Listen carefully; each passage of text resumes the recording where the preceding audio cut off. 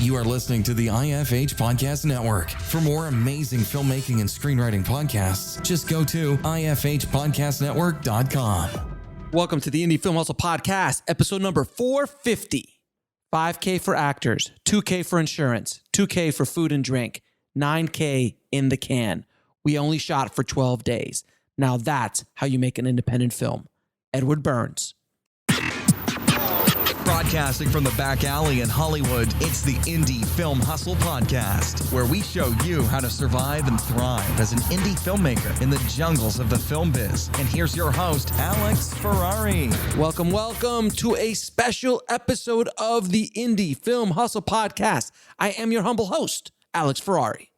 Today's show is sponsored by Indie Film Hustle's Filmmaker process.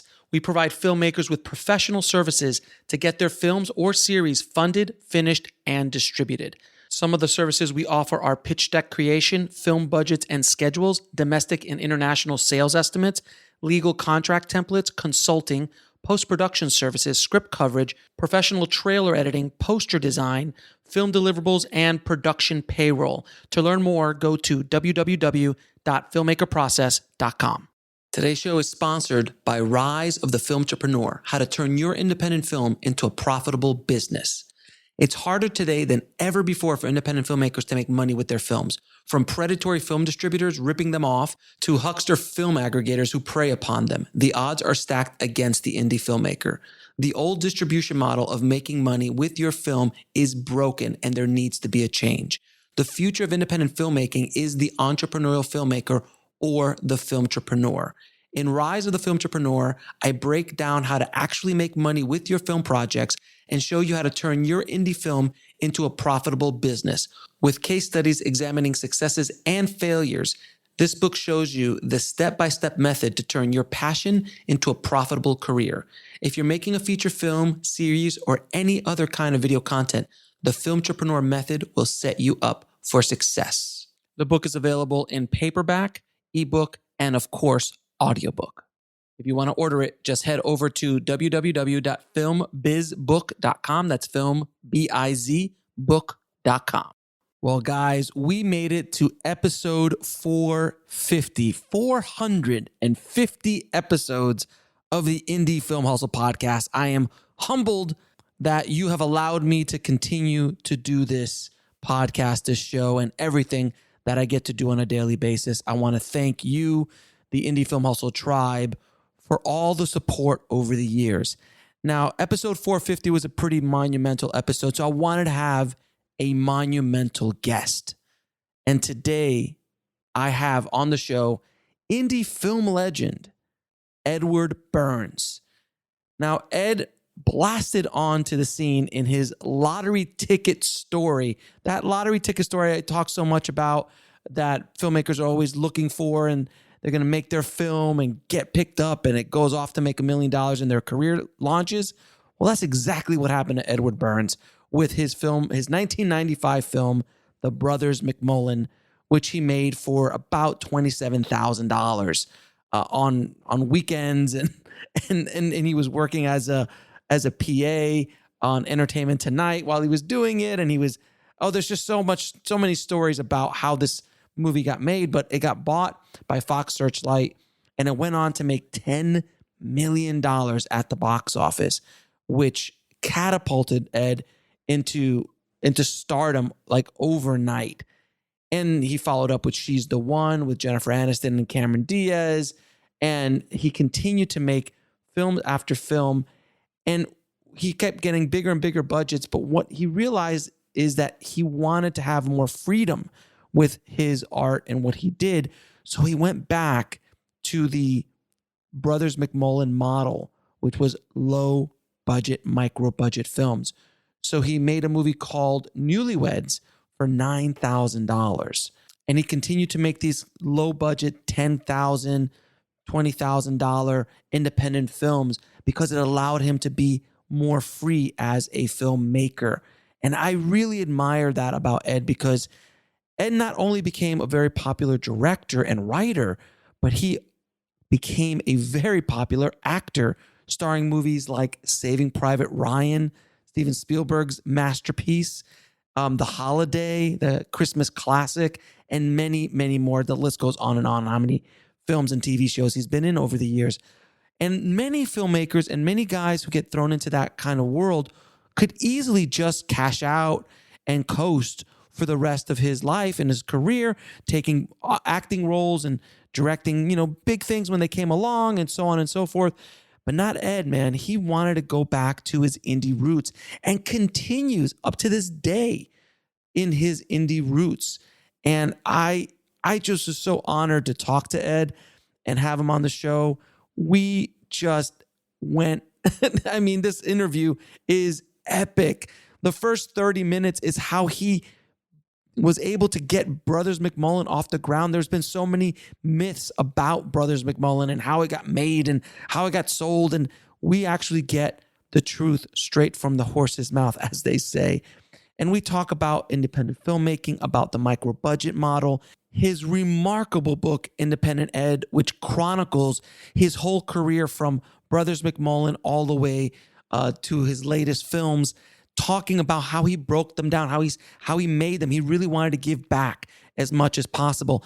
And I got to tell you, that book was an amazing inspiration to me to make my first film, This Is Meg, and understanding that I could go out and make a micro budget film that could go out and make money and can get sold and can get licensed to Hulu and so on. It was his book that really ignited that in me. And if you ever get a chance to get his DVDs of all of these micro budget films that he makes, his director commentaries are gold, absolute gold. And I'm going to put links to all of those films in the show notes. This was an epic conversation, to say the least. And if you're an independent filmmaker trying to make micro budget films, this is the episode for you. So without any further ado, please enjoy my conversation with Edward Burns. I'd like to welcome to the show Edward Burns, man. How you doing, Ed? Alex, man, great to speak to you. As I was telling you earlier, I've been a fan of the podcast for a long time, so it's cool to be on it. That's humbling and remarkable. When I heard that from your producing partner, Aaron, I was floored that you'd been listening to me. Like I told him, I'm like, sometimes you just sit in a room with a mic and you have no idea who's listening. So that's very humbling. And I've been a fan of yours, man, since Brothers McMullen days. You are one of those lottery ticket stories, those kind of Cinderella stories that you hear about from the 90s, along with Robert and Kevin and Richard Linklater and all those guys that came around. And you came in that crop, man, of, like, I always tell people the 90s was just like such a glorious time to be a filmmaker, because it felt like almost every month or every week almost there was one of these stories that came out. Is that fair to say? It probably was. I mean, I know for me, it certainly was. Sundance was the launching pad. Sure. Every year, you would see those articles coming out of there. For me, there was a couple of movies. Obviously Rodriguez's El Mariachi, but I think before that, Nick Gomez had a movie called Laws of Gravity. Mm-hmm. It was made for $23,000, and that was really a huge influence on me. When I could see, like, oh wait, you can make a feature film for $23,000 all in, and it can then get picked up for distribution. Because really, prior to that, what you would hear when you were in film school, and I'm in film school in like 89, 90, 91, Mm-hmm. is that the way in is to make a short film. Yeah. And I remember there used to be something called, the IFP used to run something called the Independent Feature Film Market, Mm-hmm. that they held down at the Angelica Theater in the Village. And that's where, if you could get your short film in there, all of the buyers and managers and agents, the whole like New York indie film scene would be there. And that was the launching pad. And I can remember I went there with my first short film, and there were short films that had like big budgets, that, really high-end production value. And I knew I would never be able to raise enough money to compete with that. Right. Then when Laws of Gravity comes out, The Living End, the Greg Araki movie came out. Oh, that's right. And the one movie that always gets, he doesn't get the credit that he deserves, Robert Townsend, Hollywood Shuffle. Oh, without a doubt. But that one was a little bit more expensive. But he was still, but it was still like he put it on his credit cards though. We'll be right back after a word from our sponsor.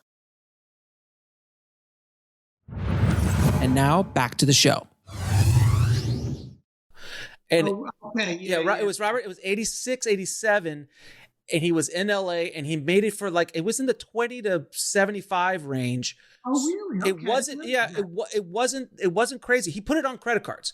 He was the first filmmaker that I heard of that put it on his credit cards. Cause I was working at a video store back in the late 80s, early 90s. So I remember Hollywood Shuffle and it was just. And what year is that? I feel like that kind of. 87. It's 87. Okay. Yeah. So that's a little earlier. It's right before, it's before Sex Lies hits, which was $1 million, but that before he launched the Sundance and before Laws of Gravity and Mariachi and Clerks and all that run. But he was one of the first to do it, but he doesn't get he's never in the same conversations. And I always make it a point to point out how instrumental Robert Townsend is. Interesting. Yeah. So when would Metropolitan have been? Is that Metropolitan is probably. But that's Woody, right? What's that? Which one's Metropolitan? That's the Whit Stillman movie. That was another one. That's right. That's right. That was around. Oh God, that was around that time. But also, the ones that got the most attention. I mean, obviously Robert got the biggest. I mean, Robert Rodriguez got the biggest thing with Mariachi. Yeah. That's still a mythical. In the halls of independent film, people still talk about El Mariachi as this mythical thing.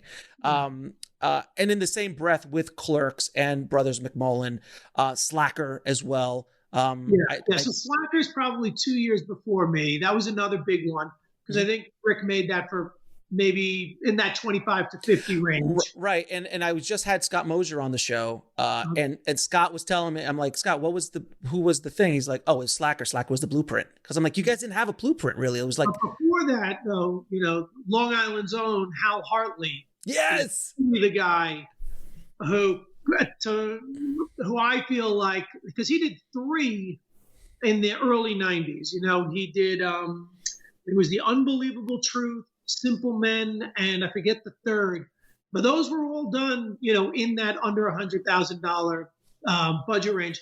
And the thing that was interesting, back to sort of the whole, short film versus a feature, was seeing that every year, all of a sudden, you had Al Hartley, then you mentioned Rodriguez, you had don't forget Jim Jarmusch. But that's prior. He's more in the Spike Lee. She's got to have it. Yeah, she's got to have it time, right?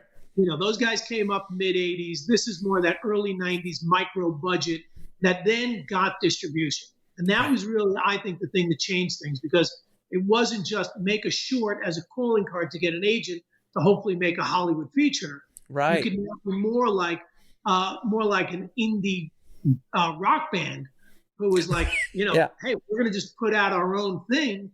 And this thing has its own value. We're not trying to parlay this into a gig to work with the studio. We're going to create something new here that then we can build upon. So that is really what changed, I think, in the early 90s. If you look at Kevin Smith, granted, Clerks is a micro budget movie, but he basically stays within that milieu. I know I did as well. Hal Hartley is another guy who did. Some guys or gals chose to sort of take that and turn it into sort of a bigger, sort of more studio type of filmmaking career. But at that time, I think that's what folks were trying to do. Like, treat it more like you're in a band. And it's like, all right, we make gritty sort of punk rock albums, and that's what we want to continue to do. So when you were coming up, your story also is also quite mythical about the whole being a PA and working at ET.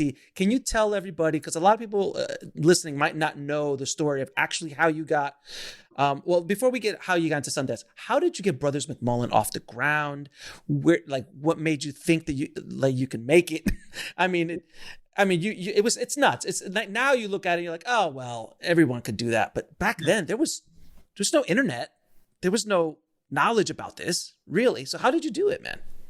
It's a crazy long story, and you just tell me to switch gears when you're so, Sure. I'm trying to remember, because it's like I make the film 28 years ago when I am basically I start when I'm 24, I think. Mhm. So coming out of film school, like you said, I'm a production assistant at a television show in New York, which basically my job was driving the van and setting up the lights. That's the extent of what I did. So I had plenty of time. It was a job that required no mental focus at all. So I spent all my time writing screenplays. At the time, one of the guys we forgot to mention is Tarantino in Reservoir Dogs. Well, there's that guy. So I see Reservoir Dogs and I'm like, okay, that is what I need to write. So I probably write in my 4 years or 3.5 years out of film school, 5 feature-length scripts. 3 of them are Reservoir Dog ripoffs. I am pouring through the trades every day, trying to find or identify the agents or managers who sign first-time screenwriters. So that's who I'm sending all of my scripts to. Smart. All right. And every day, my dad told me something. He's like, look, there's absolutely another filmmaker out there who is outworking you. So you need to make sure every day you do one little thing to chip away at the brick wall that separates you from the dream. So if that meant, I'm going to write a scene in my script, or I'm going to write another letter to an agent, or I'm going to send my short film into another film festival, every day I made sure I did one little thing.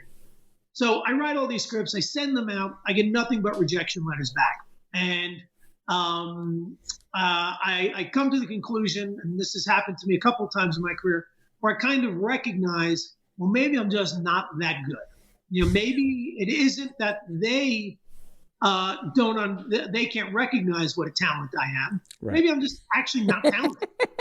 Right. Maybe I need to go back to school and learn a little bit more. Right. And at the time, I see an ad for the Robert McKee story structure class. Mm-hmm. Okay? So a lot of people might poo-poo that. No, traditional Hollywood structure is BS. 3 acts, don't pay any attention to that. For me, it was incredible. I go there and you learn a lot of this stuff in your, screenwriting 101 stuff in film school. But again, a lot of it you forget, or, if you want to be like a cool, arty kind of kid, you're dismissive of that stuff. Mm-hmm. At this point, after 5 rejected screenplays, I am no longer thinking I'm hot shit. I am not dismissive of anything. I recognize I need to learn. Right. So I take the class, and, a couple of things that he said that really struck a chord with me. One was, what is your favorite genre of film? What do you love to watch? That is the next screenplay that you should be writing. You like horror? Write a horror script. You like, action? Do that. And at the time, I was like a massive Truffaut and Woody Allen fan. That's all I was doing. It was all I was watching. So I was like, okay, that's what I'm going to do. Basically, relationship, comedy, drama, a little bit of an ensemble. I'd look at those Woody Allen films and I'd be like, okay, that's a oneer. For people, everyone listening to you, I think knows what a oneer is, but one shot without a cut that lasts almost 2 minutes of 2 people walking down a street in Manhattan talking about their relationships. Okay, I know from my film school days, that's about as easy as you can do with no money. That's as easy a scene as you can pull off compared to shooting, let's say, an interior scene in a crowded restaurant where I'm going to need to hire extras and whatever. Mm-hmm. So as I sit down, and when I leave McKee, I'm like, all right, that's what I'm going to do. I know that's the genre that I want to play in. I decided to make an ensemble because I knew from my student films that when you're not paying your actors, there's no guarantee that any of them are ever going to show up. Especially in New York, everybody's got other jobs. They're waiting tables. They're working in a gym. You would have people just bail on you in the middle of a shoot. So I said, if I have an ensemble and I cast myself and my girlfriend opposite me, I know that even if this thing blows up, I have a short film. And that's why, and it's a crazy way to write a screenplay, but I wrote it as 4 sort of different movies. The first movie was the 3, and then I listed all the locations that I knew I could get for free. Mm-hmm. So I knew I could get my parents' house. So that was location number 1. Then I knew every street corner and sidewalk and public park in New York City. I knew from my working in news days. You did not, first of all, there was no cost to shoot there. and you would never be bothered. No cop would ever ask you, certainly in the early 90s in New York, if you had a permit to shoot. We'll be right back after a word from our sponsor. And now back to the show. Not when New York was still a little gritty then. They could care less about 3 students out with a camera. Right. So I was like, so that's what the movie will be. I'll have these 3 brothers, and the one movie is the movie that takes place in their house. And then they'll each have a girlfriend in Manhattan, and those will be my other 3 short films. So I kept thinking if it didn't work out, Wow. I could have a 25-minute movie, 50-minute movie, 75-minute movie, or a feature. So you actually backed into this film with disaster in mind. Like, Totally. Reverse engineered the whole thing. it's amazing. That's remarkable. I had never heard that part of the myth, if you will. So that's kind of how I laid out the script. All right. And so then there was an article in the IFP's old magazine, The Independent, and they did an article on Living End, Laws of Gravity, and I forget maybe one of the Hal Hartley movies. And they basically broke down those budgets. And they were, like I said earlier, one was 23, one was 28, one was like 35. And I looked at that and I said, based on my experiences with my student films, I was like, I think I can pull this McMullen script off for about $25,000. I think I can get it in the can for 25. So my old man, again, my dad was a cop in New York. I am a working class kid, grew up with no money, no connections in the business. We knew a lawyer. And my dad convinced this guy to put together a limited partnership. And we were going to sell $5,000 shares to get the 25 grand. He knew a guy who works on Wall Street. That guy gave him $5,000, and that's all we raised. Yeah, so basically, we raised $5,000. I convinced my dad to give me about another $4,000, and I basically tell him and this guy, with the $9,000, let me just go and shoot together sort of a sizzle reel, a trailer, and we'll use that to raise more money. But I knew that I was going to try and shoot the entire film for $9,000. That was my goal. So I set out, I put an ad in Backstage Magazine that basically says, no budget indie, non-union, no pay, but we'll feed you. It's New York City, so I probably got 2,500 headshots. Mm-hmm. Put through all the headshots. And then there's some, great stories about, how I was able to get some of these actors. But, the part of Molly, the older brother's wife, probably auditioned 15, 20 actresses. And I'm thinking to myself, the script is terrible because the scenes that these young actresses were reading just weren't playing. And I'm sitting behind the camera shooting her audition. And I'm like, oh my God, this kid is good. Wow, maybe these scenes aren't so terrible. So Connie ends up being cast in the movie, and throughout the production, Connie was kind of like our, she was our ringer. We just knew, like, okay, she's like really the super talented one here. When you're acting opposite her, you better bring your A game, So we get Connie in the movie. The other actors are all, and like Connie, nobody had ever been on a set before. Nobody had ever been in front of a camera before. And I set out to go make this film. We probably shot about 6 days over the course of maybe 3 weeks. And then I kind of run out of money. But I don't let the cast know that. And what I then do, we ended up shooting 12 days over the course of 8 months. And what I would do is I would save up some money from work. I'd hit my dad up for a little bit of money. The camera guy I was working with, Dick Fisher, would say, hey, look, I'm not working this Saturday and Sunday. I have the camera. A buddy of mine is available to do sound. Who can you get from the cast that's available? And, I would then go and say, all right, Jack and Mike are available. Let me see what scenes are still not shot. Or And then the other crazy thing I did was, we shot 16 millimeter. Right. We couldn't afford to buy any new cans of film. So short ends. Short ends. Well, And 16, not even super 16, but 16 short ends. Yeah, Oh, yeah. You get like Jesus. leftover stuff from industrials. So, so it was cheaper for me to re-enroll in Hunter College for one class, which I think was probably, I don't know at the time, probably $300.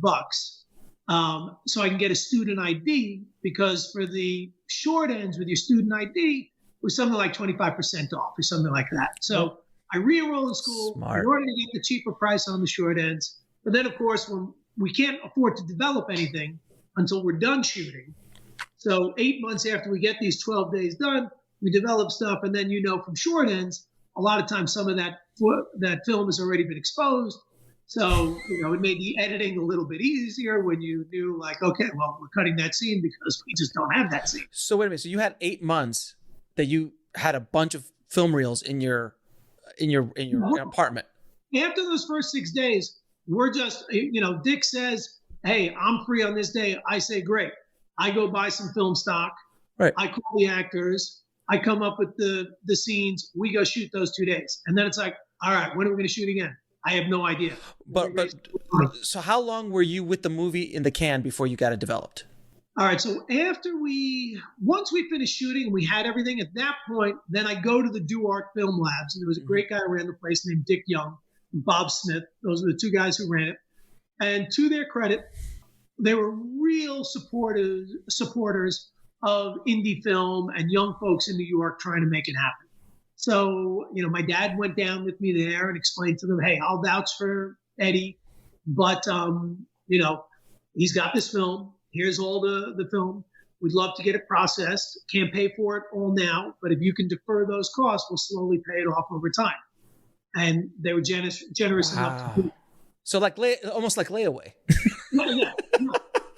And payment plan for development. That world does not exist now. You have to find some very special people. I mean, could you imagine though, trying to shoot an indie film on 16 millimeter today on short ends? Like, that's why for me, and I've heard you talk about it as well, it is so exciting right now if you're a young indie filmmaker that you can pick up this friggin' thing, your phone, and go and make a feature that's going to look 100 times better than Brothers McMullen looked. Oh.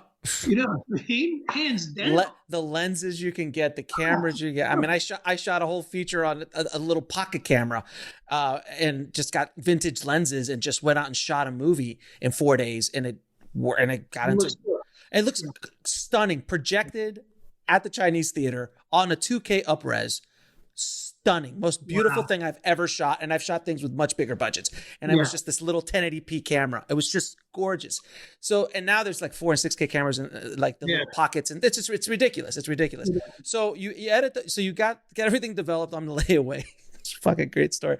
On layaway. Then you're editing it. I'm assuming what this is. No, so it gets even crazier. So we transferred the film to Beta because I work at Entertainment Tonight. Beta SP, of course. And they cut the show on Beta. So what me and Dick would do is, at the end of the night, like if we had a movie premiere, let's say, because we covered those kind of things, we were the last people in the office. We'd leave the side door of the office open when we left, go next door to the Mayflower Hotel, have a drink, come back into the building at midnight, and then edit till 5 a.m. using their editing bays. Without permission. So always ask for forgiveness, never for permission. Exactly. So, all right. So you transfer everything to Beta, because I used to cut on tape as well on Beta SP.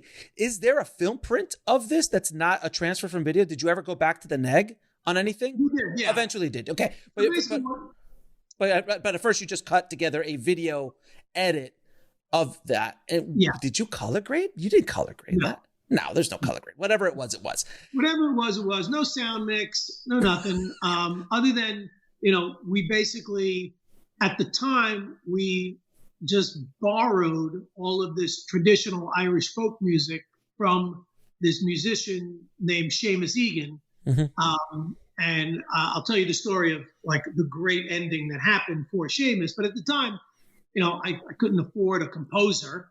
And I thought, all right, we'll just use needle drops from this guy. And he was a friend of a friend of a friend. So I knew that I could get to him eventually. But at the time, I was like, I need music for the film. Right. I have no idea what's going to happen with this movie. And really, when I make the film, certainly you have the dream that maybe it'll get picked up for distribution. But as I said earlier, for 5 years, I'm sending out my scripts. I can't get even a phone call back from an agent. We'll be right back after a word from our sponsor. And now back to the show. I'm hoping the film will be something of a calling card, and that maybe nothing else will go to a festival, someone will see it, and I'll get an agent. So we cut the film, transfer it to VHS. At the time, it's 2 hours long. We're both exhausted. I mean, I know it's still a rough cut, but it's your first film, it's your baby. I don't know what scenes to cut. So I knock off a bunch of, VHS copies of it. And then I start the process of doing the same thing. I'm pouring through the trades. Who are the agents who are signing first-time filmmakers? What are the film festivals? What are the production companies and the distribution companies? Send it out everywhere, film festivals, a year's worth of rejections. And then the famous story is the Redford Sundance story. Right. I'm working at Entertainment Tonight. Redford is there to do press for, I believe it was Quiz Show. Mm-hmm. I know that, obviously Redford, Sundance, I take one of these rough cuts with me. And I have my little, 30-second spiel rehearsed so that when he gets up with his PR person, and usually you shoot these junkets in a big hotel. So I know he's going to go out the main room. I'll go out the second bedroom, cut him off as he's getting into the elevator, give him the spiel, hand him the tape, and we'll see what happens.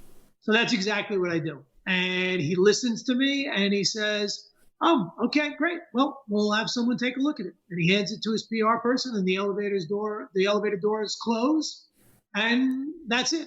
And I think, I guess, I was kind of hoping he would want me to jump in the elevator and hear more about it. Didn't happen. and just take the private plane to his house, and then all that stuff. Of course. And we're on our way. Doesn't work that way. But 2 months later, I'm at work, and I get a phone call from Jeff Gilmore, who was the programmer at Sundance at the time. And Jeff says, "Hey, Eddie, hey, Ed, we got this movie here. It says it's a rough cut. Just want to know if you finished it." I lie. I say, "Yes, of course I did." He says, "So it says a rough cut, 2 hours. What's the running time now?" I say 95 minutes because, the Truffaut films, the Woody Allen films are all roughly, under 100 minutes. So that's what I thought. And he says, "Well, what scenes did you cut?" And by this point now, the movie's a year old. So I've kind of seen it and I'm less in love with it. So there's a handful of scenes I know I want to cut. And then I just riff and name some other scenes. And he says, "You know what? Actually, that sounds pretty good. All right, we'll be in touch." 2 weeks later, they call up and they say you're in. So now that's probably September. So hold on a second. When you get that call, what is that? I mean, like, I'm in the office and all of the guys that I work with, the crew guys, they've all worked on the movie with me. Like they've all done sound for me. Right. So they they know, what we're doing with the editing machines. So they're all giving me high fives and everybody's cheering and like, "I can't believe it. Holy shit." Our little Eddie's he made good. He's gonna go to the show. That's exactly what it was like. So now though, I have to raise another $25,000 at a minimum to finish the film, because it's cut on beta. So I got to go back to the negative, recut it, right? Because and blow it up to 35. And I've never done that before. I don't know how to do that. My student films that I made, I cut myself on a little like Moviola slicer. Mm-hmm. We had to sync up your mag sound to your picture and tape it together. I was like, I can't do that for a 95-minute long movie. So I can't remember exactly how, but I'm put in touch with Ted Hope and James Seamus at Good Machine. Mm-hmm. And those are the guys who really, quite honestly at that time, took me under their wing. They came on as producers and they helped me, not only they taught me how to finish a film, but Ted was really invaluable in the editing room with me. I knew 20 minutes I could cut out of the movie like that. But that last 10 was tough. And he gave me 2 great bits of advice. He goes, "Look, I'm telling you, you don't need the scene. And if the scene is so great, use it in another one of your films. Needless Done. to say, the scene is never so good that you end up revisiting it, or at least it wasn't in that case. The other thing he said is, how many times have you walked out of a movie and said, that was a pretty good movie, but there was that 20 minutes in the middle, it was a little, kind of dragged there. Because nobody ever walks out of the theater and says, God, it was a really good movie, but it was too short. He's like, I'm telling you, let's get this thing down to 95. You got a nice, breezy comedy here, puts a smile on your face, like get people in and out, and I'm telling you, they're going to enjoy it. And it was great, great advice. And that's what we did. And the interesting thing was, because we were up against the deadline for Sundance, and I might have the dates exactly wrong. It's 26 years ago, but I had to fly to Sundance for the start of the festival, and I don't know if they still do it, but they would have like a filmmaker orientation, and there were things that you did with all the filmmakers those first couple of days. And our first screening is until 4 days after that. Ted has to stay in New York because he has to wait for the blow up to happen. So the blow up. Ted grabs it that day, goes to the airport, gets on the plane, flies to Sundance. We screen the next morning at the Egyptian. So I never even get to see the film projected until our first screening at Sundance. Jesus Christ! And then as the legend goes, then was there a bidding war for it? How'd that go? There was not a bidding war. Tom Rothman at Fox Searchlight, which was a brand new company. McMullen was the first movie they ever released. He was at the first screening. And again, the funny thing is, so they tell us, and maybe it was because of the Redford thing, there were 18 movies in and we were the 19th. So even on my flight to Park City, there was an article listing all the movies in competition. We weren't even mentioned. So we were a little bit of the also ran. So you can imagine that. That feeling, just are we there? Yeah. It's because you just can't pick up Bob and call Bob at this point. Yeah. You can't even pick up a phone and do anything like that, right? Right. So anyhow, so we had a good crowd at the festival. Again, to my memory, we did not have many buyers there, other than Searchlight. And at that screening, it was pretty great. It was the reaction was great. Got to meet a lot of people and a bunch of agents and managers. And afterwards, they're giving you their business cards. And got to come out to play. We got to do lunch and all that. But, Rothman was there. And that night, over dinner, before even our second screening, we sold the movie to Searchlight. And if you mind me asking, what was the final sales for it? We sold it for $250. Oh, jeez. You must have been ecstatic. We were through the roof. I mean, we could not believe it. Jesus.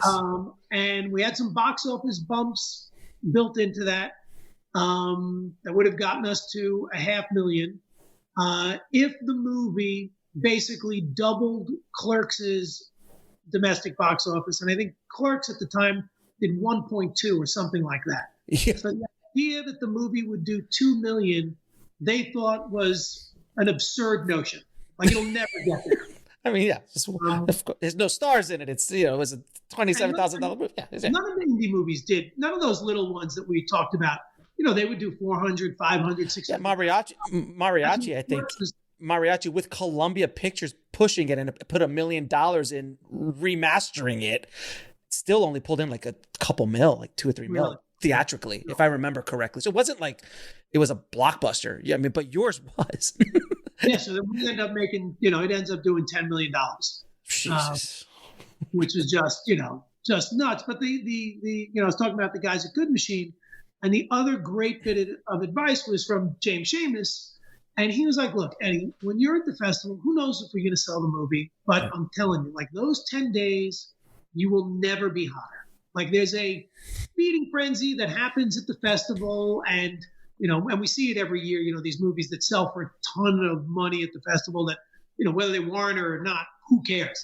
Filmmakers are getting paid. That's a good thing. But he's like, you better have another screenplay in your hand because they will ask you, what do you want to do next? And if you could hand them a script and say, I'm doing this next, you'll get that thing greenlit in a hurry. So I quickly wrote basically what I thought was a funnier version of Brothers McMullen because we didn't really think we would sell Brothers McMullen. Right. So that movie was She's the One. And, Rothman basically said what Seamus said he was going to say. What do you want to do next? I said, I want to do this. Here's the script for She's the One. And within a week, that was greenlit. So, I go out to LA for the first time in my life as a guy who sold a movie to Fox Searchlight.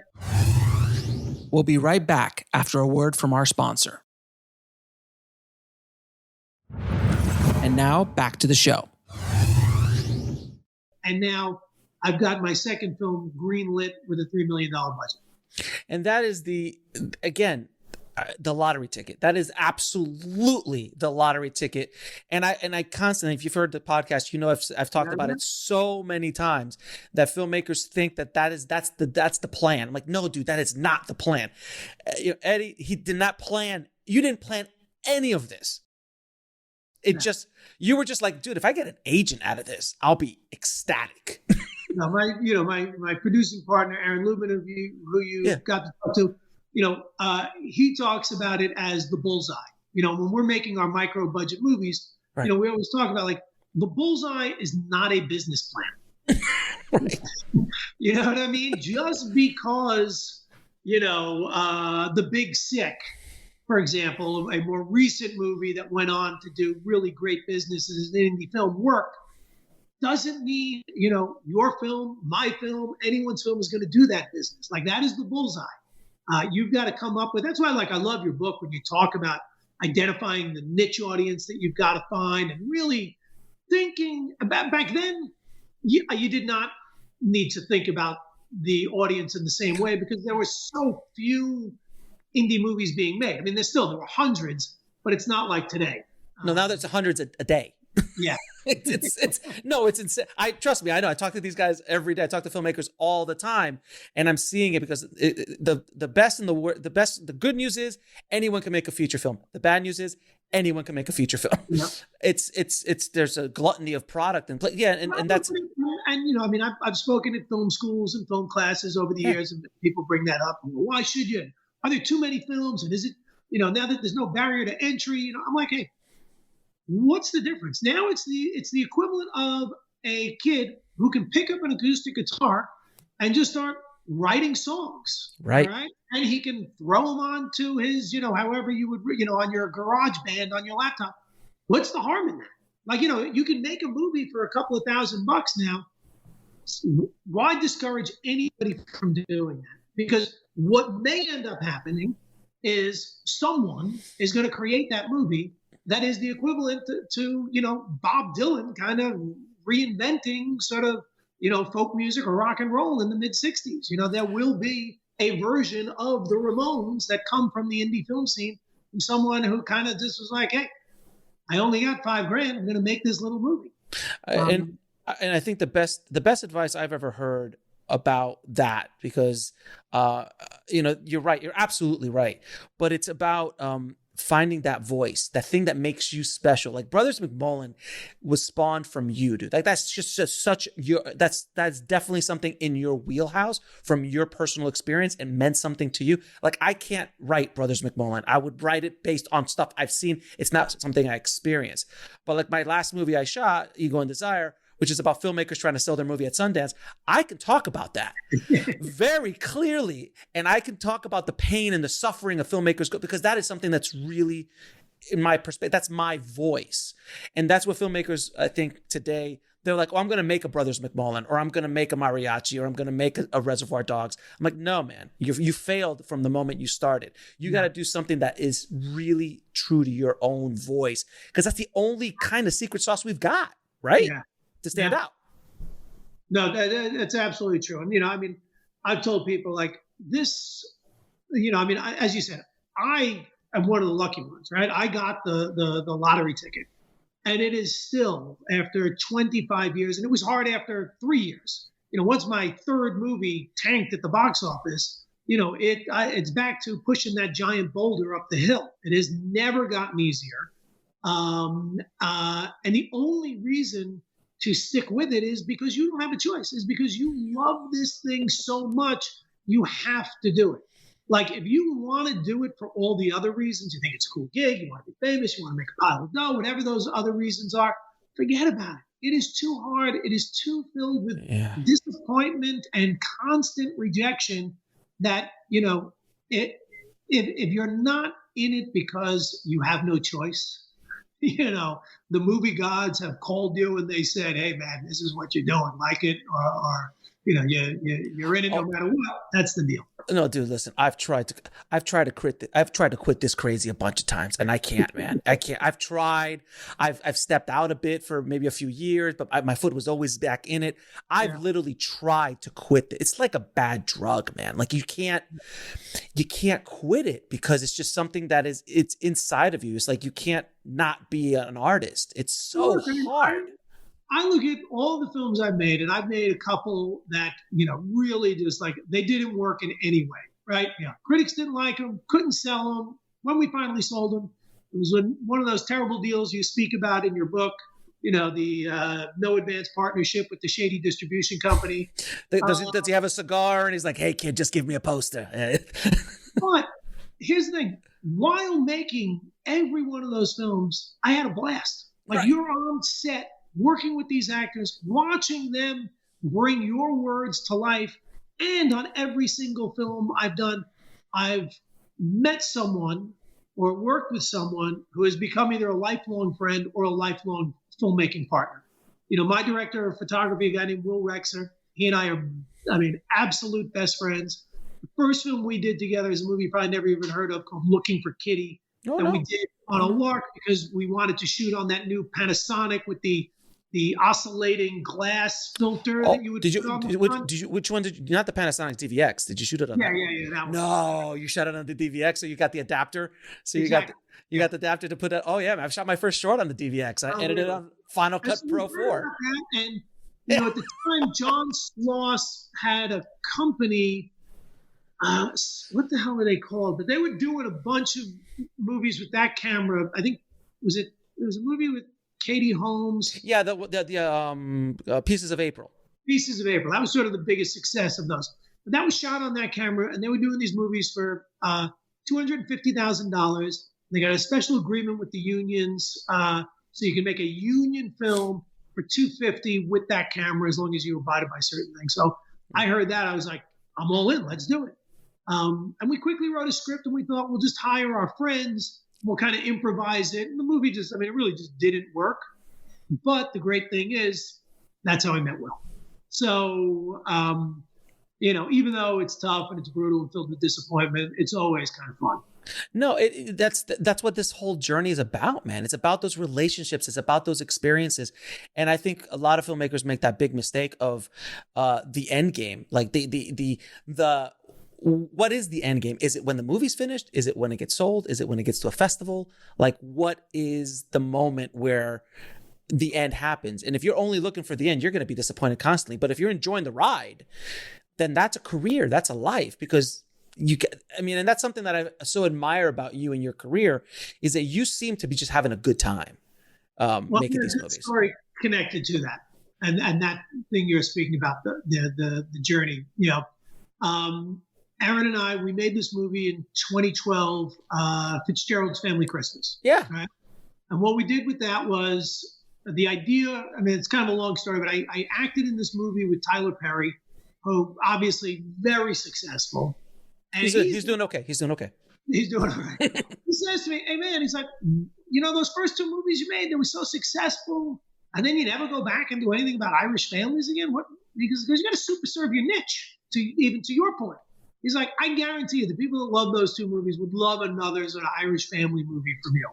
And then, we can talk further, like, think about an evergreen title, Christmas movie. That's something that every year you can kind of hopefully resell.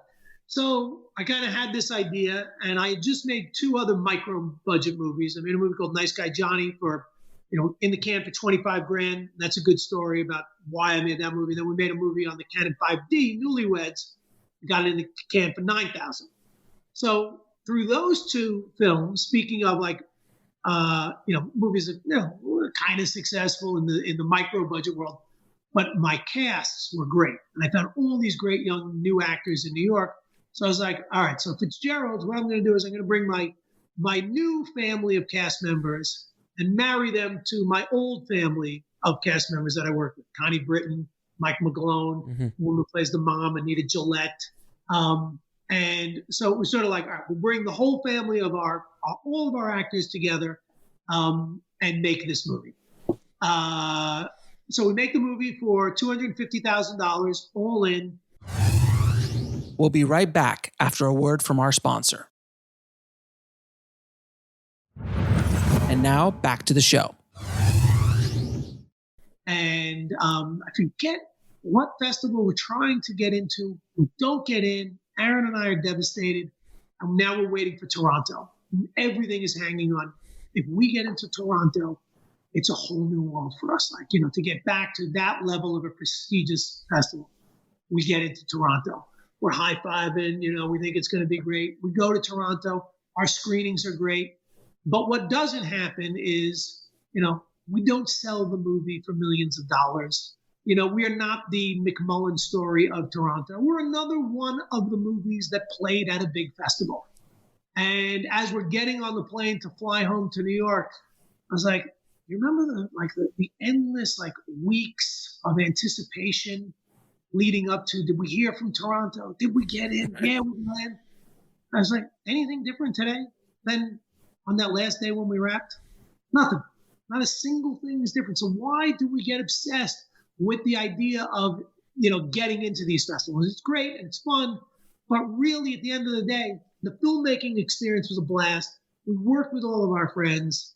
The outcome really, and I know people say, oh, that's bullshit. I don't believe that you don't, you don't look at your reviews or care about the box office.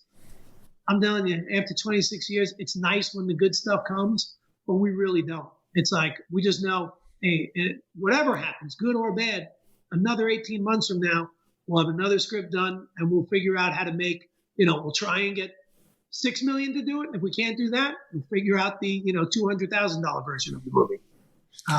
And that's only someone who's got a couple of grays in their in their beards that can say things like that. Trust me, I've got a couple myself. Yeah, I see it. So it's yeah, exactly, the gray beards. But the thing is but when you're 20, you don't grasp that yet. When you're young, you just don't grasp it because you just haven't been down the road yet.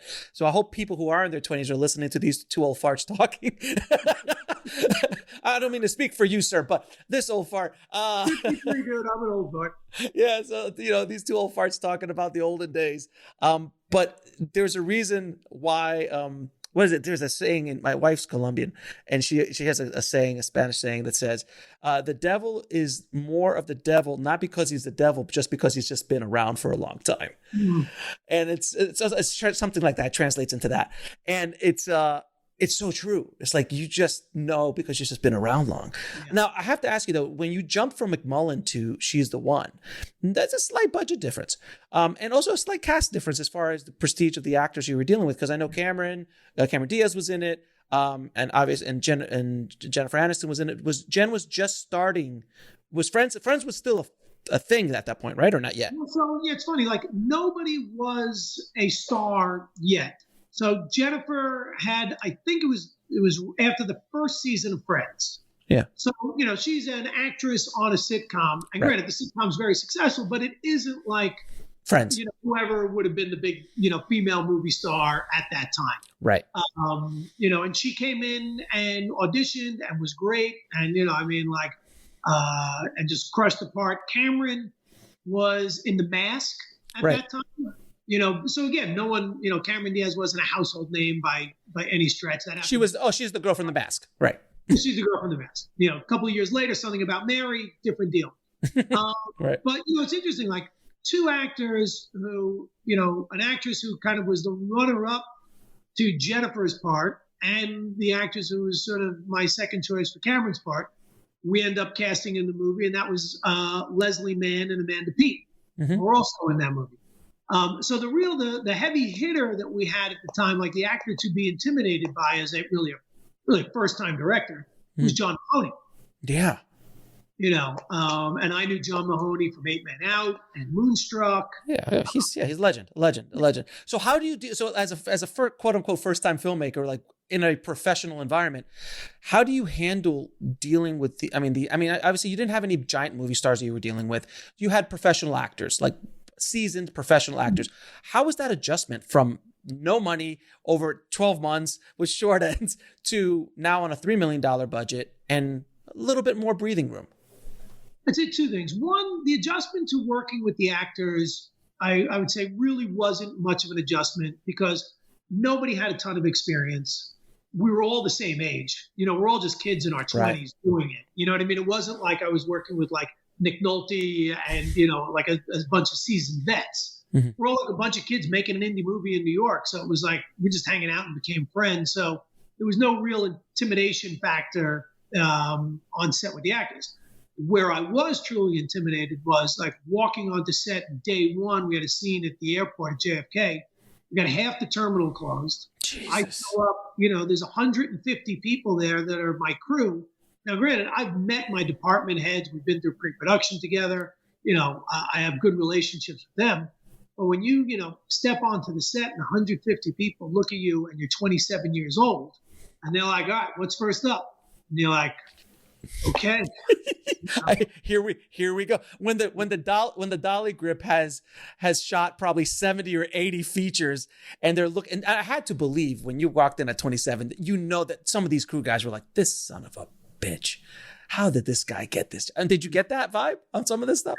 Definitely, there was probably some of that. But it's funny you mentioned the dolly grip. It was a tough old guy named Huff. Of course, his name was Huff. He didn't say two words to me for about the first 2 weeks, but eventually, mm-hmm. I think I won him over.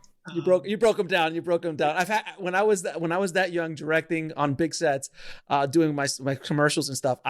The same thing, man. You would walk in, and these guys are just like, "Who's this?" Yeah. Like they have to smell you for the first like half day before like, "Oh, does this guy even know what he's doing?" But the fun thing from that is there was a PA on that film named Stuart Nicolai, and I'm 27 at the time. He's probably 23. It's his first gig in the film business out of college, and he works in the location department. Right now, he's been my main location scout on. I did a TV show a couple of years ago called Public Morals. He did the TV show we're doing now, Bridge and Tunnel.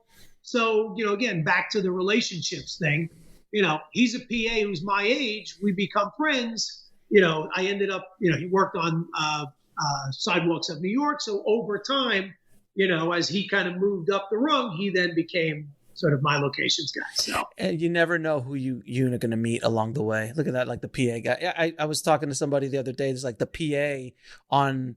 No, it was Scott. Scott Mosier was saying the PA on Mallrats ended up getting him the job or introducing him to the job that got him the Grinch, where he just directed The Grinch, the animated feature. And it was just because of that relationship. He was just cool and they stuck together. But if he would have been a dick to him back then, that's it. There's no game. Now, the one thing out of all those contemporaries that you had in that time period in the 90s, I think, and remind me if I'm wrong, you're the only one that became also a full-fledged actor as well. Was there? I know Tarantino pops in and out, but like, you go off and act alone. Yeah. And don't direct everything you act in. So you were one of those guys. So you have a unique perspective on this because after She's the One, you worked on another little independent film called Saving Private Ryan with an unknown director, Mr. Spielberg at the time. Dude, what was that like, man? Like, I'm just being on that show and watching, the master work. Yeah. So, as you can imagine,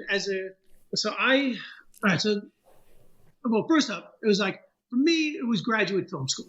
Right. And I was very lucky, when we were sort of probably 2 days before shooting, when we're doing sort of our show and tell and showing him what we look like in our uniforms and how we handle the weapons and all that. I said, I hope you don't mind if when we're shooting, if I could just, kind of hang out and look over your shoulder. He's like, Eddie, whatever you want to do. Like just, you're in this movie. You're welcome to stay on set all day long if you want. So I took advantage of that and, used it as an opportunity to go to graduate film school.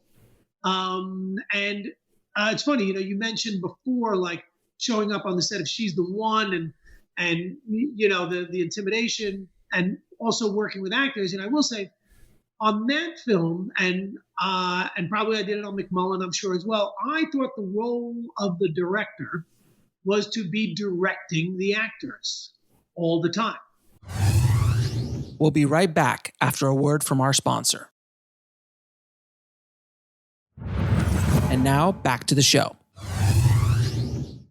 So after a take, I'd say cut, and then I thought I had to have some notes. And I'd say, maybe try doing it this way, or try doing it that way, or could you give me some of this, or give me some of that? With Spielberg, we got a gang of us on that, an ensemble. Where there's some days where there's, 5 of us. And for almost 2 weeks, he calls action and cut, and that's it. And we do 3 takes and moving on. We start thinking, he hates us. He thinks we're terrible. And we're waiting for the new pages of the script to show up to discover that we're all going to die long before we find, Matt Damon. Right. And then finally we have a day where he's like, cut, Eddie, come on over here. Do me a favor. I need you to try and do this. And, Adam, to Adam Goldberg, I just kind of feel like you're rushing through this. Maybe slow it down. And so he gives us all these notes. And, at lunch that day, of course, we're all talking, why do you think he gave us the notes today? Mm-hmm. So at lunch, we go over and we talk to him. And he says, we ask him. And he said, well, today you didn't know what the hell you were doing. And he went on to explain. He's like, look, I hire professionals. I assume that you've done your homework and that you show up in the morning prepared. So I'm not going to jump on you after your first take and sort of hurt your confidence by suddenly giving you a note. I assume it's going to take you 3 or 4 takes to find your way into it. Now, some actors can get it on the first take and slowly fall apart. But he's like, I got an ensemble here with some scenes where I got 5 guys, all talking. I sit back and I let you do it, and I'll let you figure it out. And, for 2 weeks you did until today. So today I stepped in. And that absolutely changed my approach with working with people. Next movie I made, Sidewalks of New York, and granted, I was, I worked with Stanley Tucci and Dennis Farina and, Rosario Dawson, which is, probably a second movie. But on that film, that's what I did. I was just like, I'm going to sit back and let them show me what they've prepared, and you work with someone like Stanley, the first take, he does it the way that it's scripted. The second take, he kind of plays with it a little bit. And then he sees that you're giving him room to play. And then he kind of really does his thing. And you're like, thank God I did not step in early and give him a note. Because now he feels so comfortable and he's just giving me all of this great material. And that's the way I work. So I very rarely give any direction now, unless an actor is sort of taking it off into a direction that's completely wrong. The big one I do because, I kind of do these talky New York movies is speed up the pace. My New York actors kind of get the cadence of how I want the characters to speak. Sometimes other actors need to just speed it up a little bit. Was that the biggest lesson you learned watching him direct? That, and I guess the second one was if something that he has pre-planned doesn't work, he doesn't beat the dead horse. Like we had a pretty complicated Steadicam shot where I was trying to link a bunch of us together. And he probably did it about 4 or 5 times. And I could tell him and Janusz, the DP, they just weren't happy with it. And, it's a big scene. There's squibs going off and stuff. And he's like, just give me a minute. And he kind of goes off and he takes, 5 or 10 minutes. And he's looking at the scene and he goes, okay, scratch what we did. I got a new way to shoot it. And we took a totally different approach into the scene. We did a scene with the dog tags where we shot it as scripted before lunch. And it was another one of those scenes where he's like, I don't like it. I'm not happy with it. Pulled us all together to lunch. He goes, guys, do me a favor, just improvise something here. I just want you to riff for 20 minutes. Go through the dog tags. And, the funny story is, in doing that, I read off a bunch of dog tags, and I name a bunch of guys that I went to grammar school with. And they had, I forget what writer was on set that day, but they recorded the improv. And then from that, they rewrote that scene, and we shot sort of a new version of it after lunch. The good thing was I got to plug all my buddies' names in the movie, and it's still there. Mike Cesario, Gary Iannico, and Vinny Rubino. So they love that, right? To be in that. Can you imagine? Like you're sitting in the room, you're sitting there going, I didn't tell any of them. So they're sitting in the theater like, what the fuck? But anyhow, like that was a very valuable lesson too. Like, in your gut, and I'm sure you can speak to this as a filmmaker, mm-hmm. You have to trust your gut. Like, know when it doesn't work and when it's not funny, or it just, it feels whatever. Your gut is telling you that. And a lot of times you just, you're afraid to make that kind of change on set because what's at stake, right? It's money, it's time. And seeing Steven with a movie that big make those kind of changes. We did not have, when we shot that movie, it was scheduled to shoot 66 days. We wrapped in 58. That's how efficient a filmmaker he is. Jesus Christ, right? Man. So, the other thing was, we shot all handheld, available light, sometimes 2 and 3 cameras going for a dialogue scene. So, the movie I make after that, Sidewalks of New York, not only did I steal the directing style, but that's how I came up with the pseudo-doc style. I was like, he's shooting this like an independent movie. We're banging through scenes here because the camera's on, the operator's shoulder. We're shooting available light. People are overlapping dialogue. I was like, all right, that's my next indie movie. I'm doing a pseudo-doc for that very reason.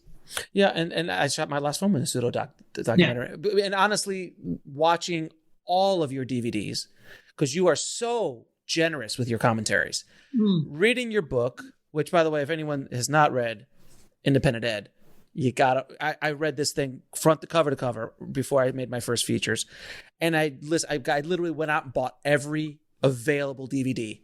If it had a commentary, I got the special edition McMullen, and she's the one I got. And that whole style of like just getting out and going to do it, like Newlyweds. I was just like, you know what, that I can do. I can go out and do that, because as filmmakers, you get like, especially if you are a professional filmmaker who's maybe done commercials, maybe worked in bigger budgets or worked in post, and there's kind of, you get up your own ass in a way, because you're like, oh, I need a Red, I need an Alexa, I can't for less than 7 million. Like, these are the kind of things that you tell yourself. And then when you bust out like Newlyweds, and you're like, wait a minute, I got that gear, I can go do this too. Like, screw it, let's go out and build something. It was extremely inspirational, man. And that's one of the big things about your career that I followed over the years, man, is that you have no need to go back and make a $9,000 movie. You have no need to go make a $250,000 movie. You don't need to do that. You could have very comfortably kept acting, maybe get one movie every 4 or 5 years. That's 4 or 5 million or 6 million or something like that. Do some TV show. There's no need for you to go back and do indies, but you keep going back, and that's that respect for that indie. You never left the indie roots. You go and play in the big budget stuff, no question, but you come back, and that's like, there's no other. I can't think of many other filmmakers of your generation that does that. So, man, thank you for keep doing that and inspiring us. Well, I mean, it goes back to it's fun, right? I just like, and you've done some bigger budget stuff, so what it can be like sometimes to deal with, and I have plenty of friends who work in the studio business, and they're great people and they're easy to work with, but it's a different process. In the book, I talk about sort of the times when Aaron and I will sit down and be like, okay, we got to make a movie this year. What do we want to do? We'll talk about our 2 lists of compromises.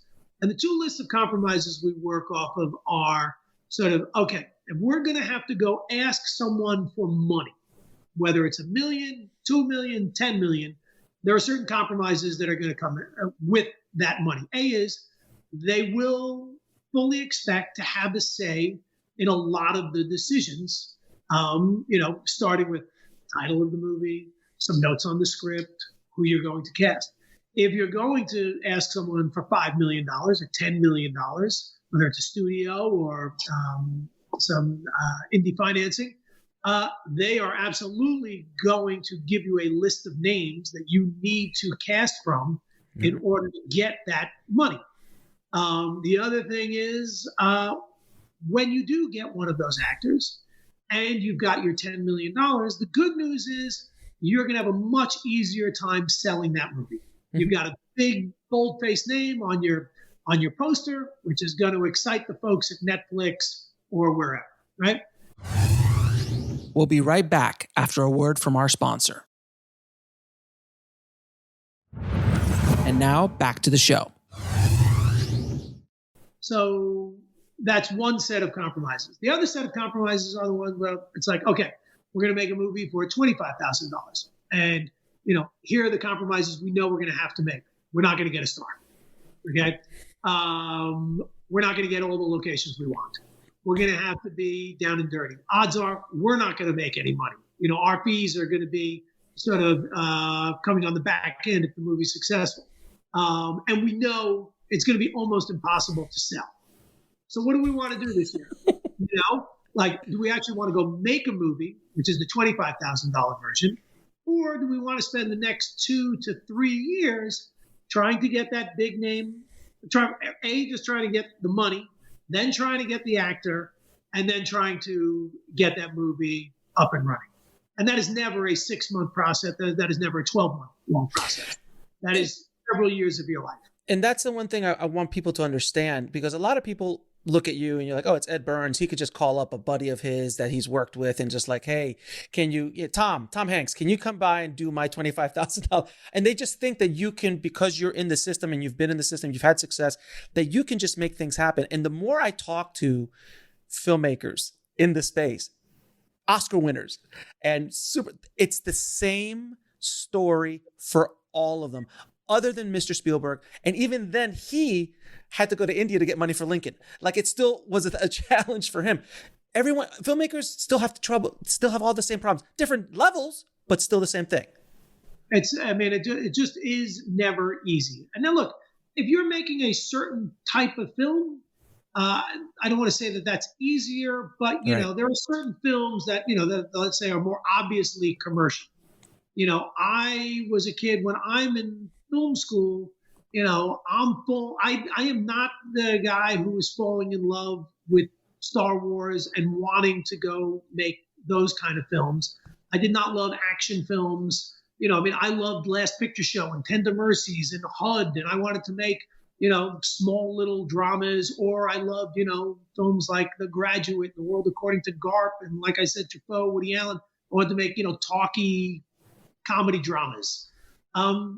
There's, the marketplace for those films has all but disappeared. So, if I wanted to call Tom Hanks, it would I'd have a much easier time getting him if I had a sort of big budget idea movie as opposed to one of my talky little films.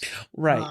So packaging together a bigger movie would probably be a little easier for you, but yet there's still hurdles and things you're going to have to deal with. It's still scheduling years, and a lot of your good friends, people you've worked with, who you've got a relationship with, it still takes, who are big movie stars, they still don't get back to you for 6 months. Especially when you're like, because you're trying to get them attached to raise your money.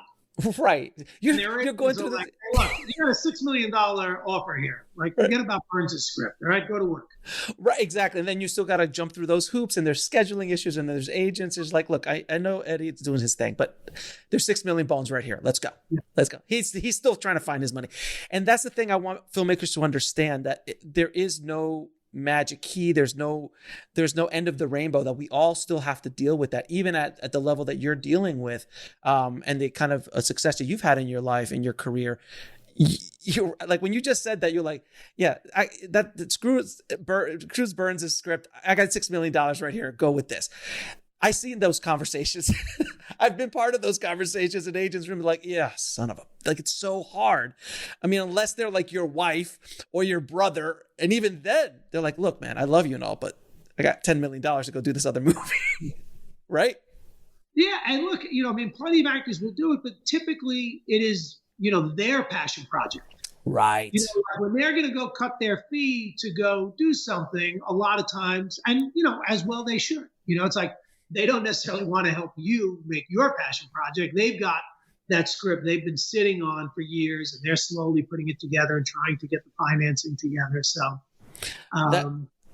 So it's something that you talk about in your book, which is Brothers McMullen 2.0. Can you break down what Brothers McMullen 2.0? Because it's something that I used extensively in my last two features. Okay. So I'll back up a little bit because it's kind of interesting how my career kind of has panned out, right? So for my first 4 films, it's McMullen, She's the One, a movie called No Looking Back, which really didn't do well, and Sidewalks of New York. They all did, pretty well. And I credit that to the fact that I'm still a kid, a screenwriter who believed in outlining before he wrote his scripts. I still am a student of the game. I am not so arrogant to think that I don't need to go back and kind of, play within a 3-act structure and really kind of have an outline that's airtight before I sit down to write, right? After that, I decide for whatever reason, whether it's laziness or arrogance, I stop outlining.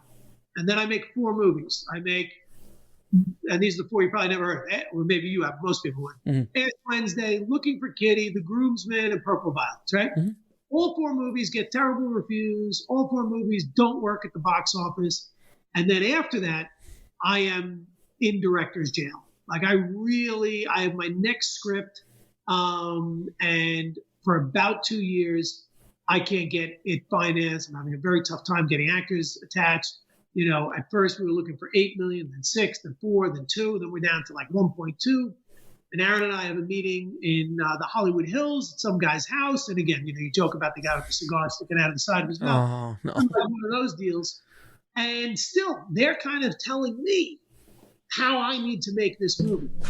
And Aaron and I go back to the hotel I'm staying in LA, and we have a drink at the bar. And I'm like, Ruben, it's over, man.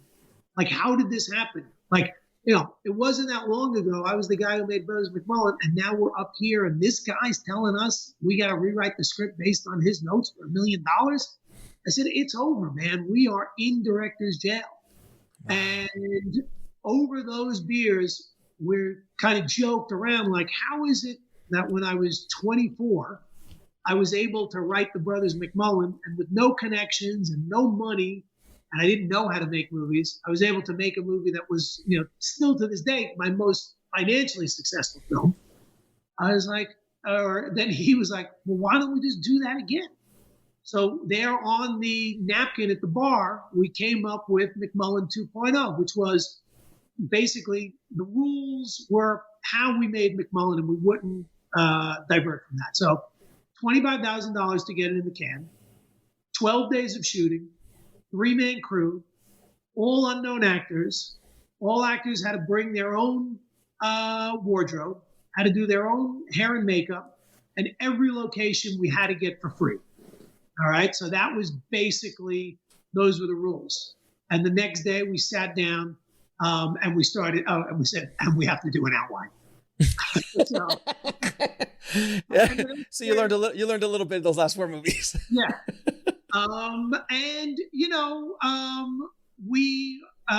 We both loved The Graduate. I remember we were talking about the movie Sideways, which we both loved. We're like, all right, it'll be 2 guys. Let's just start with 2 guys. And we just started riffing, and over time it turned into a kid and his uncle instead of 2 best friends. But, and that's why I think for people, like if they don't know what to write, or they kind of have an idea, but they need, sometimes it's okay to go look at one of your favorite films and almost start to tell your story within the framework of their story, right? Like you could look at, I know, let's say on Brothers McMullen, at a certain point when I was hitting the wall, I looked at Hannah and her sisters, and I was like, oh, okay, I see what he's doing here. He's kind of weaving those 3 stories together, and then they come together it seems to be every 15 pages in the script. All right, so I got to cut and paste this scene and move it there. So that's a very valuable tool, I think, if you're a young screenwriter, because, even if you rip off the structure of your favorite film for your first draft, you should do, 20, 25 drafts of your script. By the time you do those 25 drafts, it would be unrecognizable if you're playing with some structure stuff. Mm-hmm. So anyhow, what was I talking? 2.0. So that's what we did. We just started outlining and, script maybe in 6 months, and then said, let's go do it. We'll be right back after a word from our sponsor. And now back to the show. And then was the first one on 2.0, was that Nice Guy Johnny? That was Nice Guy Johnny. Yeah. And that was $25,000. And then that did well, right? That actually did well. Well, we knew, the other thing that happened was the movie that I spoke about that didn't do well, Purple Violets. Right. That was a movie, it was actually okay, that movie. We couldn't get, we were offered a couple of distribution offers, but again, like your book talks about, it was really bad deals. There was no chance that our investor was going to get any of her money back if we went with that. And it would be your typical New York, LA, one screen. If we do decent, maybe they'll give us a few other markets, but we could see the writing on the wall. At that time, iTunes had just launched, they had the music for a couple of years, but they just launched the movie sort of page of it. And I was starting to watch a lot of movies on iTunes. So I was like, all right, why don't we go to iTunes and maybe they'll release us as their first all exclusive feature film. And because it was basically a new bit of business of theirs, they said yes. So Purple Violets was the first movie ever released exclusively on iTunes. For transactional. For a transaction, yeah. And it did great. It didn't make its money back, but like we saw what those numbers were, and we're like, okay, so if we make a movie for $25,000, all in $125 with post, based on what Purple Violets did, we know we're going to, going to make some real money here. So that was the plan, and it did. So for everyone listening, though, what year was this? This is 2009 to 2010 is when it comes out. Okay, so that's 10. It does not exist anymore. So everyone listening, like, I'm going to do what Ed Burns did. I'm like, nope. TVOD for independent films is essentially dead unless you can drive traffic. The finding you on iTunes thing is gone. Even at that time, think about it. We're basically, we have an aggregator distributing that title, but because we're really the first one sort of embracing iTunes, we're getting a banner on the landing page. Like when you go to iTunes, it was like Nice Guy Johnny. We ended up being the number 4th most rented title for one of the months that it was out, which was unheard of. So Nice Guy Johnny did very well then. Yeah, Nice Guy Johnny did very well. Yeah, right. And then did as well. And right, and then you did a movie called Newlyweds, which was $9,000, which was, when I saw that, I was just like, wow. This it's in apartments. It's on the street. He's stealing all the locations. It's just like, yes, yes. And that one did extremely well as well, right? Yep. So, we knew when we finished Johnny, we had a blast doing it. Mm-hmm. And then we turned it around real quickly and we saw that it was working. I had just read an article about people who were shooting commercials on the 5D. Mm-hmm. So literally that day, I jump on the train. I go up to B&H on 34th Street. Mm-hmm. I buy the 5D. I call my DP, Will. I said, look, I just bought this 5D. I saw this thing. Why don't we shoot a scene tomorrow to see if this thing works? Right. So I had kind of an idea of something I wanted to do. I quickly wrote a scene. I called my buddy who owns a gym. I was like, we need to come over to your gym. I'll be there for an hour. And I said, like, I'll play this personal trainer and we'll shoot one half of the phone conversation as just a camera test. And that scene is in the movie. Of course it is. You never waste whatnot. Yeah. So, and we dumped it into, my desktop computer after we shot. And we're like, look at that. holy crap, that looks good. Okay, let's do it. So I just started writing then. And with when you picked up my book and you kind of found me, you were looking for distribution help and self-distribution help. What has stopped? Have you gone down the self-distribution route just yet? Because there's a couple movies that I've Summertime and Beneath the Blue Suburban Skies that are, to my knowledge, I can't find them. They haven't been released yet. What are you doing with self-distribution? Have you tried self-distribution? Because I think you would be an amazing candidate for it. Yes, I'll tell you. So Summertime, we actually did finally sell. And we're in the process of closing that deal. So I don't want to talk about it just yet. Fair enough. But Beneath the Blue Suburban Skies is one of my favorite films that I've made. Jennifer Ely plays the lead.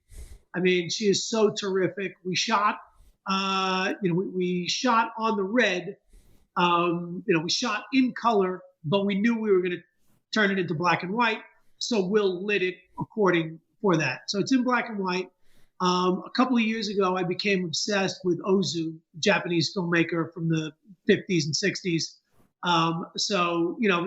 At another time, we'll talk about that film because we had shot the entire film on a 40. We used one lens. The camera never moves for the entire film until the very last shot of the movie. Right. Every shot is a still photograph.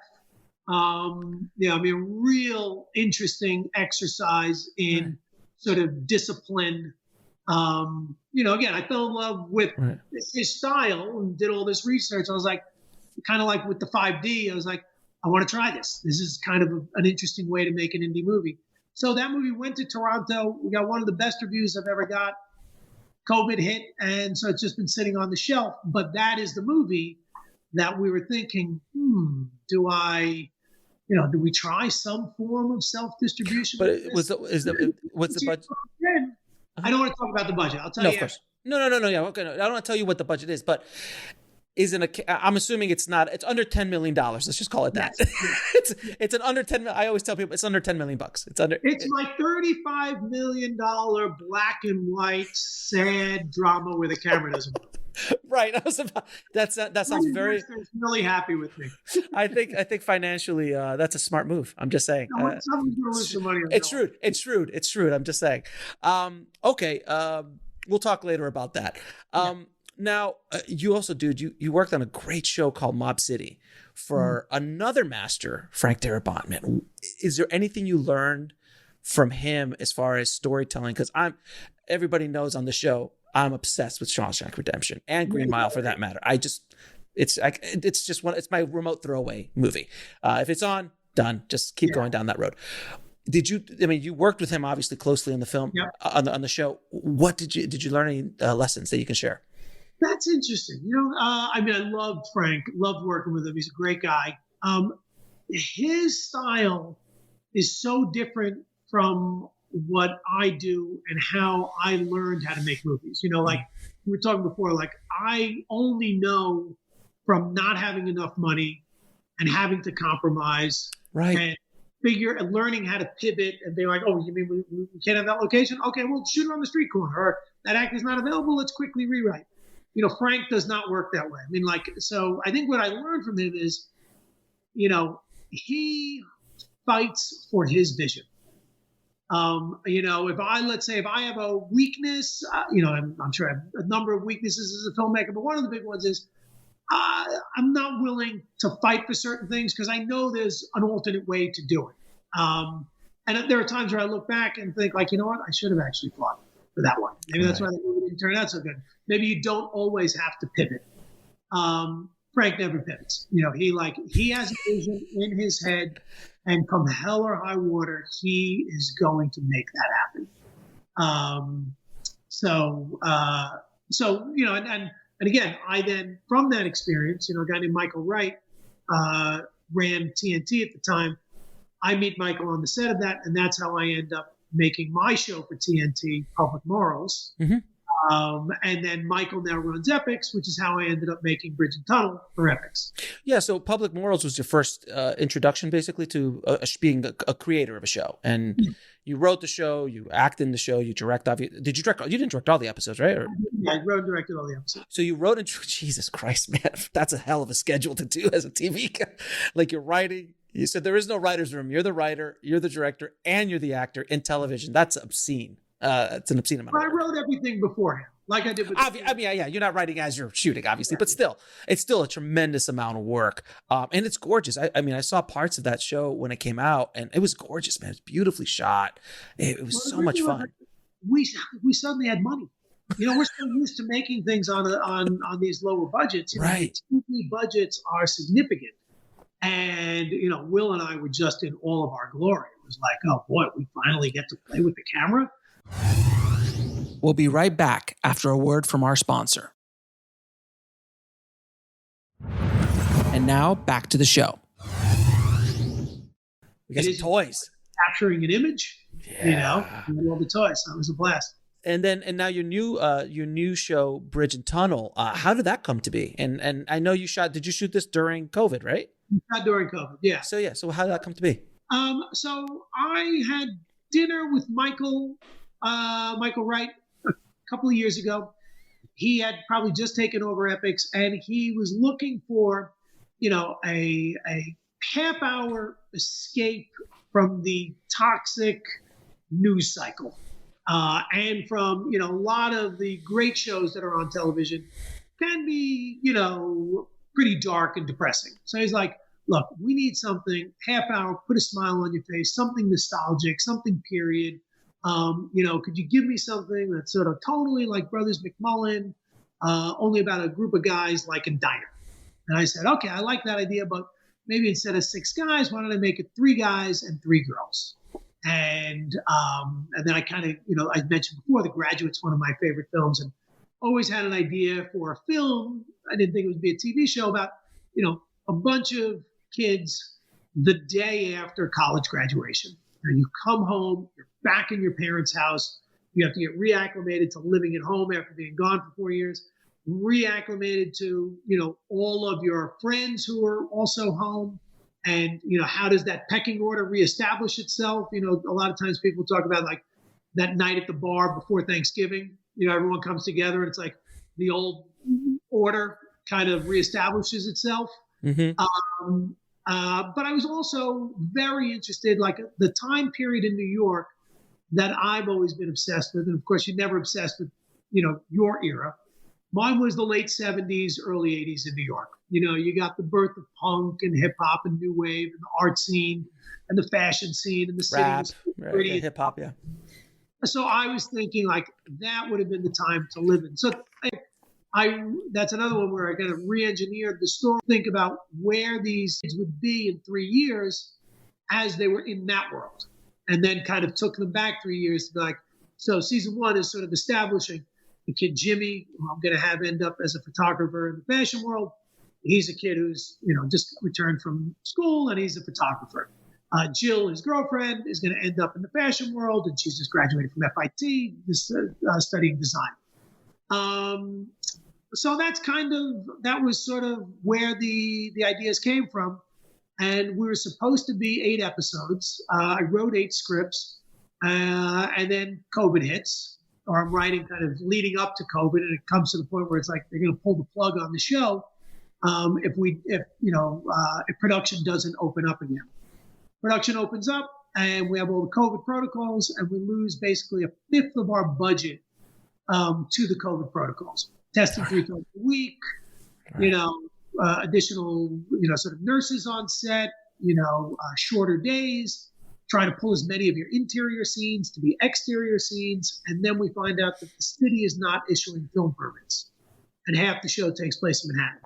So then I have to go back I got to turn 8 episodes into 6 and cut out probably 1/5 of the cast and make all these stories work in these characters' backyards and front stoops and in the local bar. And in an odd, you know, talk about pivoting and being able to do that. Right. in an odd way. It turned it into a different show, but I think, for season 1, it's a better show because I didn't have all the, let's say, the bigger incident that Manhattan and their lives in Manhattan would have given me. So I really had to go in and be like, okay, this has to be a character study now. Right. So it's going to be a little slower, but I got to be able to make these scenes work. If you got 3 guys sitting on their front stoop talking about their love lives, I was like, well, kind of sounds like Brothers McMullen. I think I can do that.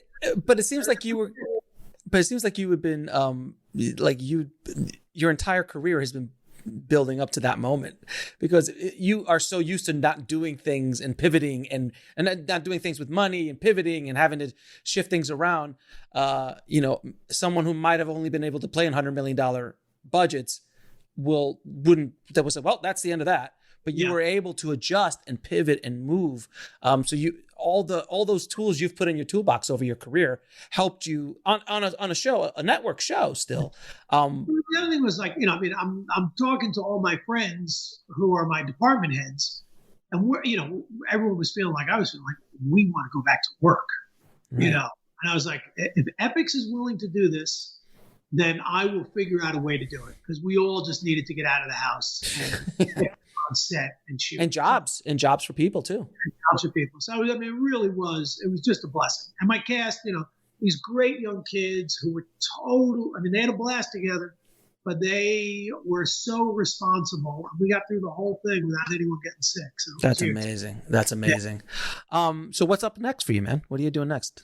I think we're looking good for season 2. So I think that's what I'm going to start writing. And now it looks like hopefully we'll be able to take these characters into Manhattan, pick it up a year later. It'll be July of 1981. So, the band will be at CBGB's and the kids will be dancing in the nightclubs and it'll be fun. Dude, I was raised in New York, so I'm a New Yorker originally. So, Queens, Jamaica, Queens. Oh, okay. So I was raised in New York, and then I finished off in Florida, and then out here. But I was from New York until 85. So from 76, let's say 76 to 85, and I was born in Florida. But that time period, I remember New York. My dad was a cabbie, and he took me in, dude. The days he would take me, I was sitting in the front, and the stuff I saw as running through Manhattan, and I remember breakdancing would hit, and all of that kind of stuff. It's hard for people to understand what it was like, late 70s, early 80s to be in New York, man. I'm looking forward. I'm looking forward to seeing that show now. I really want to. You'll dig it, and the soundtrack is incredible. I'm sure. Yeah. You'll have a good time with it. Now, I'm going to ask you a few questions I ask all of my guests. Okay. If you could go back in time and tell your younger self one thing, what would that be? All right. You know what? The advice I would give myself is no one is keeping score. Don't sweat your failures so much. Don't be overly precious about every little decision. There were some opportunities maybe I could have had that I was overthinking it and thinking, this isn't the right movie for this time, even though I kind of loved the script and what I was doing and wanted to do it. So, again, looking back on 26 years later, who cares? Nobody cares if you had, these successes and these failures. Like it so doesn't matter. So I've been able to, pretty much make a lot of movies over that time. But I kind of look at those chunks in my career where I didn't, and it's because I was so hung up on it's got to be the right next thing. And isn't it just like filmmakers to think that everyone's watching us and everything that we do is so important? And it's just a thing that I do it. Every filmmaker does it, and you're right. It'll stop you. It'll paralyze you. It'll paralyze you. Great advice. Now, what advice would you give a filmmaker trying to break in today? Well, look, I mean, we kind of talked about it earlier. I would say, don't listen to the naysayers.